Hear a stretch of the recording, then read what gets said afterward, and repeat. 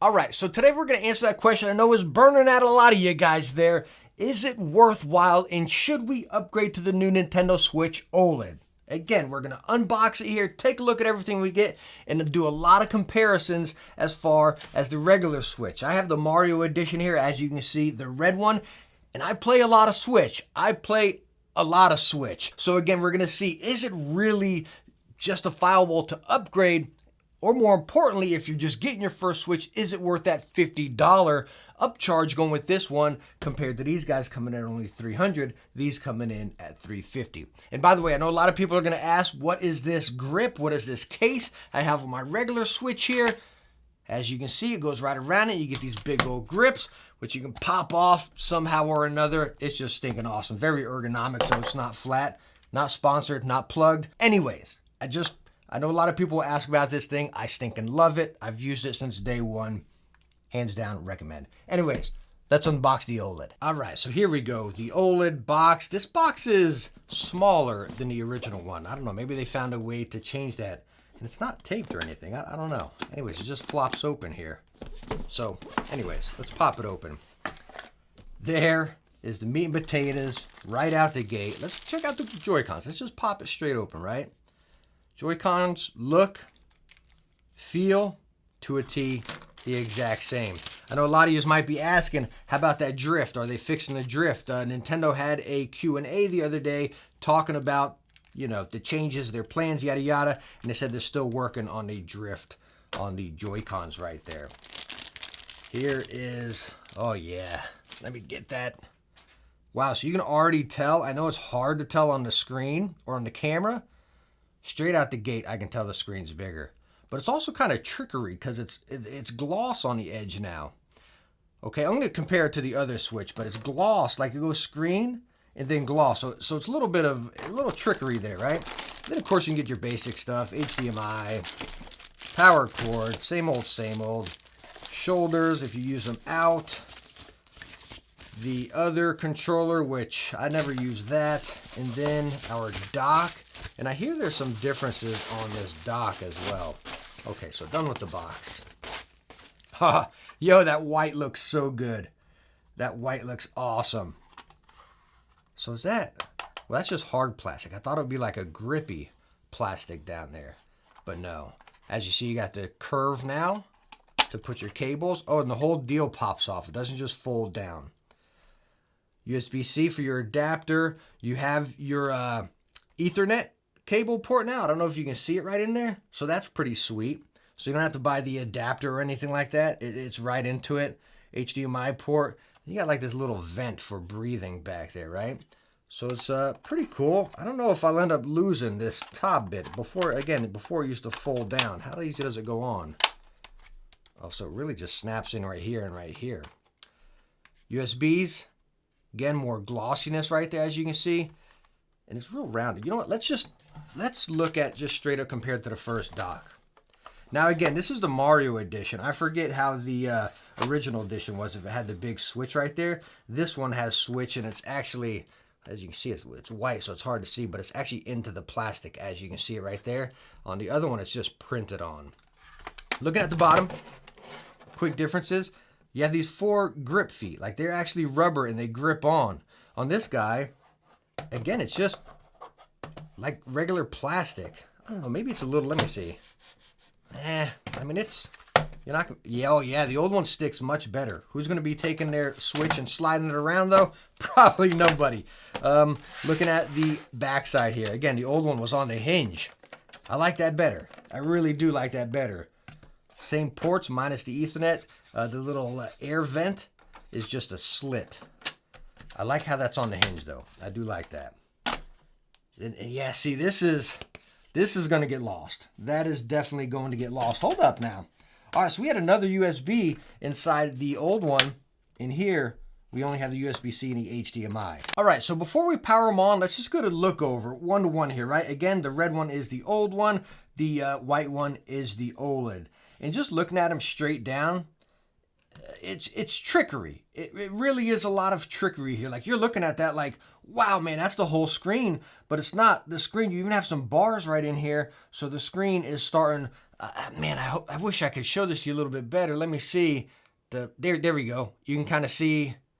There we go. If I get that light on there. So you see the gloss edge first. Then you see the little black inside. There's perfect. Perfect right there. All right, so gloss edge, the black borders, little bezels, and then it goes into the screen. So you can tell it doesn't start till right there. So that glossiness all around there is just, again, it's even me looking at it just right here in person. Like if it's out here, you don't see any of those edges, you're like, yo, that screen's massive. We're gonna have to see whenever we turn it on. The power button's different. As you see, you got a little oval. Over here is the little power button. Shoulder buttons, exact same. Volume buttons, a little more spread out here. You don't have the big gap in the middle. Over here, it's kind of just flat going across. Different air vents. All right, so I can see our game cartridge here. Flopped out in that little thing. This one, okay, so it still bends out on a little rubber hinge, but it's bigger. So looking on the back side here, this is where you can see some big differences as far as the kickstand, which I honestly never even used. Like, look, I don't even know how to get it out. Oh, Jiminy. Yikes. Okay, there we go. Shikes. So there's the kickstand on that one over here. Oh, wow, that comes up much easier, guys. Just check that out. When it folds all the way back. And it's nice. It's kind of, it's like, it's in there firm. If you can see the tension, like I'm pressing. All right, so it's in there firm. As you can see right there. So that's nice. Whenever you're going to set it up on the kickstand, it's not going to flop down on you. Now, when I go to this one, it's like, you know, it's either up or down in those two positions, you know, in that little... I never, ever used a kickstand. Do you guys? If you did, yo, this is a big selling point. This is like big time. I mean, it stays there perfectly. Push down on it, bam, it'll stay right there. Yo, that kickstand on that one is garbage. This is prime time right here. SD slot is right here on the back before it was, again, underneath the kickstand right there. So you see our little speaker slots right here, right? On the back of the old one, right behind it. Over here, they have them towards, I don't know if I want to say a little bit towards the front, but they kind of swoop in and around right there, which is probably tough to see. So I'm sure those are going to sound a bit better. And then to the underside here. Let's get that old kickstand back in there. To the underside, pretty much a spitting image, the exact same. So, okay, besides size, how about actually using it? The colors, does it look better? And I'm gonna throw up some Fortnite gameplay here to show you guys.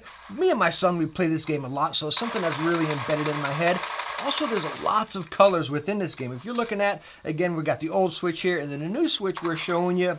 Looking at the old Switch, the colors are a little saturated, just a little dull back there. I don't want to say faded, but they're just a little dull. Like you left that painting out in the sun for a little too long or something, right? Coming over to the new Switch, it's definitely much more vivid, more bright. It's clear as day, bolder, right? Again, guys, I'm sorry you're going from this screen to camera to your screen, so it might look mild, but I can tell you straight up right here, looking at them one-to-one, it pops. Looking at the menu right here of Fortnite, just the background pops compared to that. By the way, both of them, full brightness over here, up here, full brightness. Now, there is one neat little thing I found within the new Switch here, which kind of has me boggled a little bit. Let me show you. Let's go into our settings of the new Switch here, right? So we're going to go scroll all the way down to System, jump into System, scroll down, it says USB keyboard. Right below that, console screen colors. Let me pull it up and show you guys. So as you see right there, console screen colors, and it's on vivid. Press A, you can go to standard, right? Click it to vivid. Out of the box, it's on vivid. Let's go over here to the old Switch. Right down to System. By the way, we're on the latest update. We'll go to USB keyboard, and you have change display colors, which is just invert grayscale default, which is also on here. If we can scroll down, change display colors, right? So you have that right there, but it does not have change console screen colors. That throws me for a little bit of loop. Is that something they can only, it doesn't, it's no, you can put that on LCD, OLED, whatever, you know what I mean? Because all you're doing is you're just in there tweaking the colors, you're dialing them in. So how much is that? Them really dialing it in. Why can't they put that option on the old Switch and make those colors pop a little bit more? Just a pinch more when they're giving the OLED that different software update. That's weird. That just boggles me. Like, are they blocking or are they keeping something from the old Switch? Because again, if you could put vivid colors on the old one, it would be pretty close. All right, so let's go on and answer that question we asked in the beginning. Is the new Nintendo Switch OLED worth it? And there's multiple ways you got to go about that, right? Straight out the box, is it worth it? Heck yeah, it's a Nintendo Switch, right? It's a stinking blast. I love it, you know what I mean? But heck, so is the older one. So weird calling it the older one, you know what I mean? But there, again, multiple ways to go about it. Number one, is this your first Switch, right, that you're going to have in your house? Go with the OLED all day long. It's $50 more. The upgrades are worthwhile for only $50 more if this is your first Switch. Okay, now a lot of us are going to have a Switch, like myself right here. A lot of you might not be tech junkies like me and need the newest thing right out the gate. Do you upgrade? And talking about that, do you use your Switch out of the dock and do you use that kickstand right there? If you use your Switch like that, hands down, worth the upgrade. As cheesy as it sounds, a stinking kickstand. Let me go buy a stand off Amazon or something. You don't want to buy another stand to haul around with you. The great thing about the Switch is the portability, right? So yes, if you use the kickstand, hands down, easy upgrade right there. The core thing to me is the playability, the use of it, right? That screen. Yeah, it looks hands down better. It does. It's not graphically better. It's not an Xbox Series S to an Xbox Series X. It's not a PlayStation 4 to a PlayStation 5. It's like you just upgraded your TV. Like you already had a 4K TV and you upgraded to a new 4K TV. That's what it's like, honestly. As mild as it sounds. For me, that would be the upgrade I would use. Again, my Switch is always in handheld mode. I pretty much never dock it unless I need to charge it. I never, ever used a kickstand. I play like this on the go or just anywhere around the house. The screen is so vivid. It's so bold. Again, it looks that good. It still boggles my mind. Could Nintendo just put an option on there to make the colors vivid on the old one and get it close to that? Obviously, it's not going to look the same because it's LCD to OLED, right? But they could definitely make the colors pop a lot more. So that throws me for a little loop right there.